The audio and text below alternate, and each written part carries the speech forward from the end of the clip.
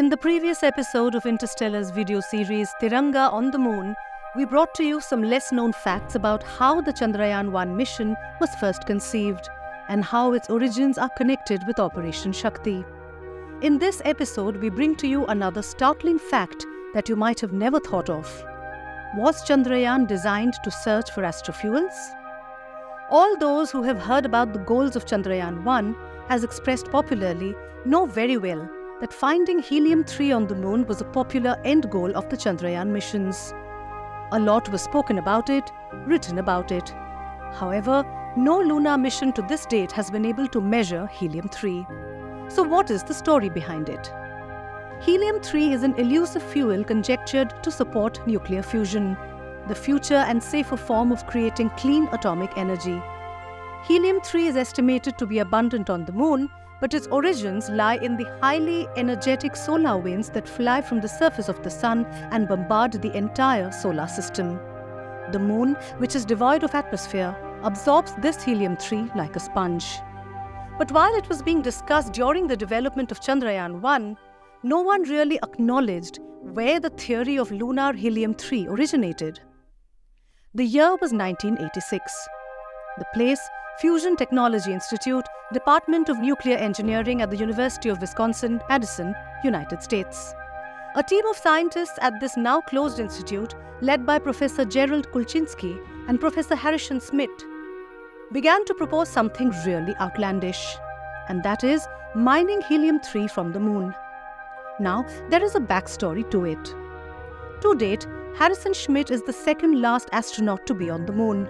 Schmidt belonged to a coveted group known as NASA Astronaut Group 4, which comprised 6 astronauts who had PhDs in natural sciences, and they were selected after thorough interviews by the National Academy of Sciences and NASA.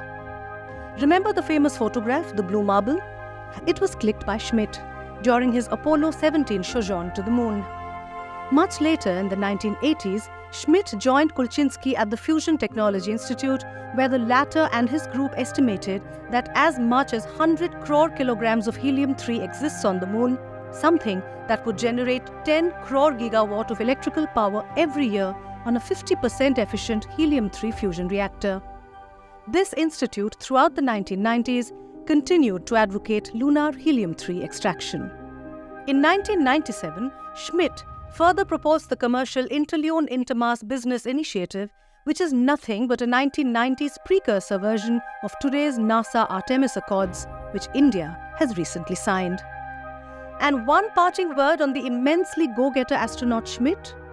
He was standing right beside President Donald Trump when he signed the Space Policy Directive 1, which affirms US's commitment for exploration of Moon, Mars and beyond with commercial and international partners. India now is a part of this international team as an Artemis signatory. By 1990, India's Department of Atomic Energy was successful in building its first nuclear fusion tokamak, Aditya. By 1998, the Bhabha Atomic Research Center had developed proportional counters for measuring helium-3. Simultaneously, Schmidt and Kulczynski's advocacy also rationalized Chandrayaan-1's goal to estimate helium-3 concentration. So did Chandrayaan-1 measure helium-3 on the moon? There was no helium-3 counter taken on board the famous spacecraft, but it did measure the abundance of lunar mineral that absorbs helium-3 emanating from the sun, called ilmenite. None of the lunar missions have yet detected helium-3 on the moon, but that day may not be far away.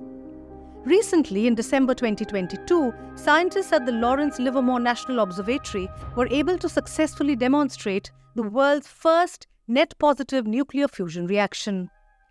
While they made an input of 2.05 megajoule, the experimental system released 3.15 joules of newly created energy following the E equals mc square principle of Albert Einstein. With India embarking on the third Chandrayaan mission soon, now having signed the Artemis Accords, with the emergence of commercial space players, the efforts to survey helium-3 on the moon must start soon. Also remember, India is a coveted member of the International Thermonuclear Energy Reactor, an international scientific mega-project whose nuclear fusion reactor is currently being built in Cadarache, France, with contributions from countries like Russia, United States, China, Japan, and South Korea.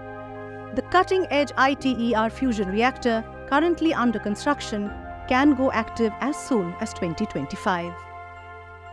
A clean, energy-abundant world will be greatly benefited from the energy insecurities of the societies now pressed with the burden of decarbonization. Chandrayaan could play a major role in alleviating this global concern.